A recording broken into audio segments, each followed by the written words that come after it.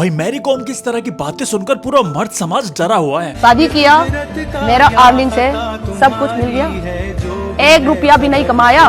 अब देखो हिस्ट्री में अगर थोड़ा पीछे चले तो मैरी कॉम की शादी 2005 में ओलिवर कॉम से हुई थी, जो कि एक फुटबॉलर थे। और जिस तरीके से मैरी कॉम मूवी में दिखा रखा है कि ओलिवर कॉम ने अपने फुटबॉल के करियर को त्याग दिया अपनी फैमिली को सपोर्ट करने के लिए, और साथ में मैरी कॉम को बहुत ज्यादा सपोर्ट करते थे उनकी प्रोफेशनल लाइफ में। लाइक ये मैरी कॉम को ट्रेनिंग के लिए सपोर्ट करते थे और साथ में उनको इंटरनेशनल इवेंट्स में पार्टिसिपेट भी कराते थे। और ये चीज मैरी कॉम ने अपने इंटरव्यू में काफी साल पहले भी बताई थी। Of course, my husband is always supporting me. It's amazing that you've supported it the way you have. My children is with me. But that's I think it's a real champion is my husband.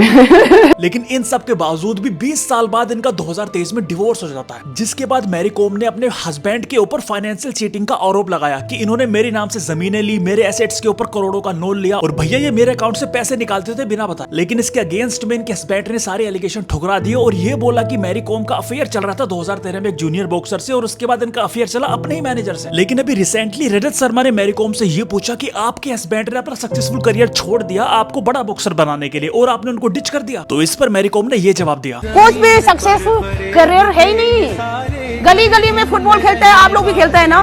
शादी किया, मेरा earning से सब कुछ मिल गया, 1 रुपया भी नहीं कमाया।